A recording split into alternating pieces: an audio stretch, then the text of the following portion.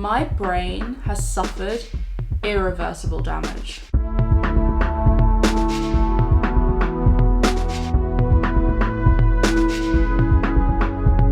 Hey, it's Hallie and I'm back with a new video. Today I'm ranking media that altered my brain chemistry, brackets, severe frontal lobe damage. This could be films, TV shows, music, anything of that ilk that just took my teenage brain and made it scrambled egg. I hope you're strapped in because this is about to be a nostalgia roller coaster. Let's get into it. Okay, so here are the categories. Frontal lobe damage. So these are pieces of media that are permanently imprinted on my brain, for better or for worse, but mostly worse. You'll see what I mean shortly. My second category is I was never the same.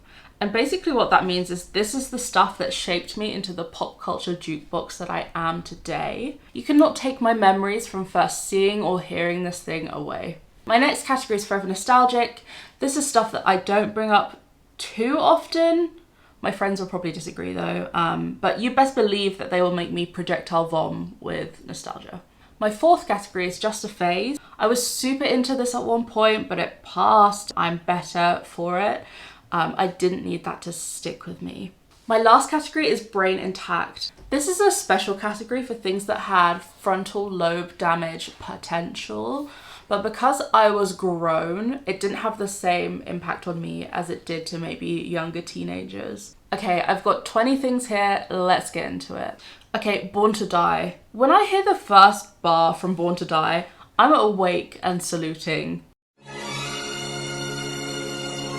I feel like Lana Del Rey has simultaneously ruined and soundtracked my entire life for the past decade. Do you know what Off to the Races does to a teenage girl? The Lolita bonus track stomped on my brain. Carmen ran me over with a truck. I'm gonna put this in frontal lobe damage because that is the only way I can explain who I am today. Lana, when you're ready to pay for your crimes to my brain, you know that Addy, pull up. Thank God the Heavenly Bodies Met Gala was called Heavenly Bodies and the exhibition was Heavenly Bodies because I had a religious experience around that event. Maybe it was because it seemed to be the only Met Gala where people were actually following the theme in any way. I am throwing shade at them because honestly, if I was that wealthy, I would love a themed gala. Do you know what I could do with a budget? The looks, Zendaya, Rihanna, Lana, SZA, everybody slayed. I was never the same. Okay, this one is a big one that probably requires its own video and I think I will get into that at some point.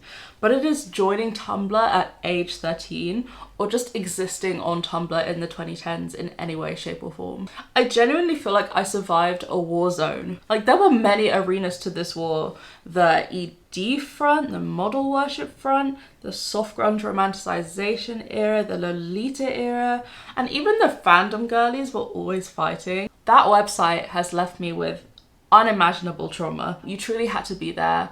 You might not understand, but I hope you stand. And for that reason, I'm putting it in frontal lobe damage. Ribs by Lorde. Whenever a situation was hitting, or whether I was maladaptive dreaming, you know that song was playing.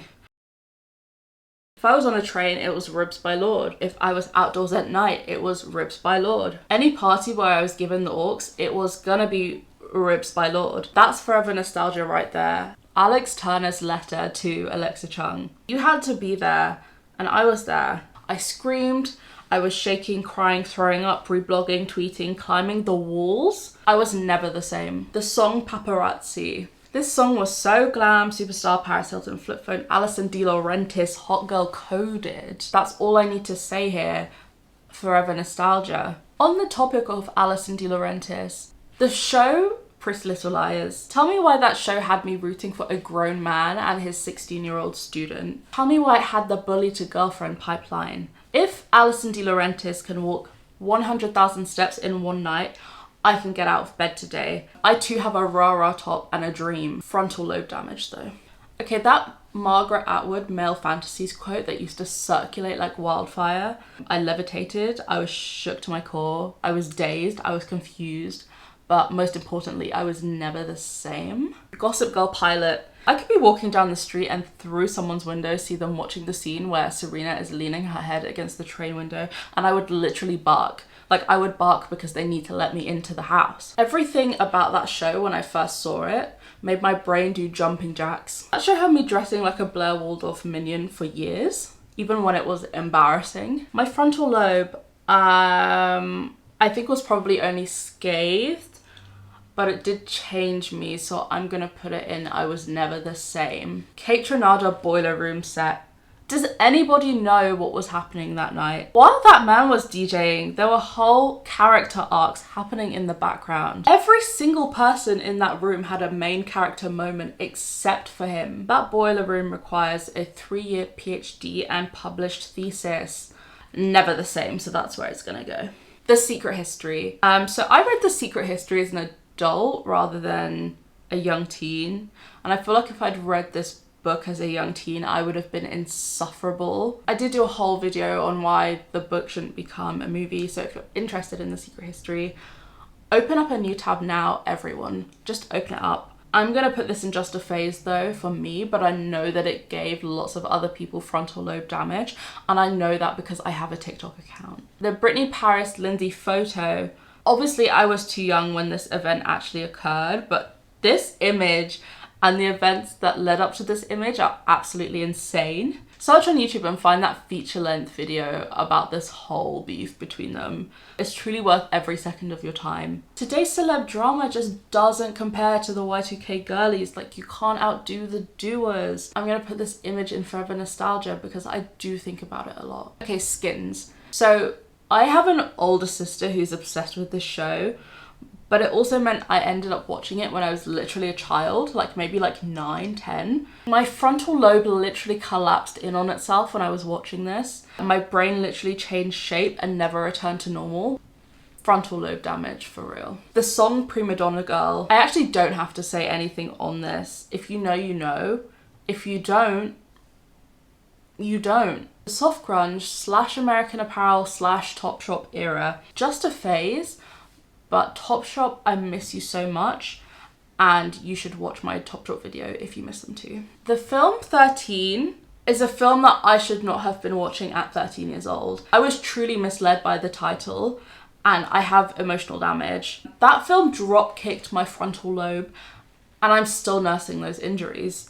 Tarantino movies, just a phase, but a terrible I'm not like other girls phase. I'm ashamed and I owe people around me a formal apology with tears. I know you've been waiting on this one and been like, where is it? So I'm putting it here. Twilight, the books, the films, and the soundtracks. I was never the same. When I was 13 and I picked up those stupid books and watched that film for the first time, little did I know that I would mention this franchise 3 times a week at least for the rest of my life. I'm in a blue / green toned jail, and I know that a lot of you are in here with me, and there's solidarity in that. And who said these films had to go so hard on their soundtracks? There was no reason for all of those people to be in those soundtracks, and there's no reason they have to slap so hard. That franchise squished my frontal lobe like Play-Doh, so it has to go in frontal lobe damage. Last but not least is Euphoria. I think if I'd been like 15 or 16 when Euphoria dropped, I would definitely have frontal lobe damage, but because I was grown when Euphoria dropped, my brain is intact. It has given us meme content for days, and I know that those memes have altered my brain chemistry, and that's why it's here. Maddie knocking, Cassie in the bath, Cassie crying, Cassie throwing up in the jacuzzi. You can judge me all you want, but I have never ever been happier. Okay, so that's all of them. This is the final ranking. The fact that I will buck, whistle and bark whenever I hear a song from Born to Die tells me that it needed to be up there when maybe it wasn't up there for other people. Thank you so much for watching. If you enjoyed it, give me a like and subscribe. Let me know if you want me to do a part 2 because there's honestly like 20 more things I could have spoken about. Thank you so much for watching, and I will see you in my next video.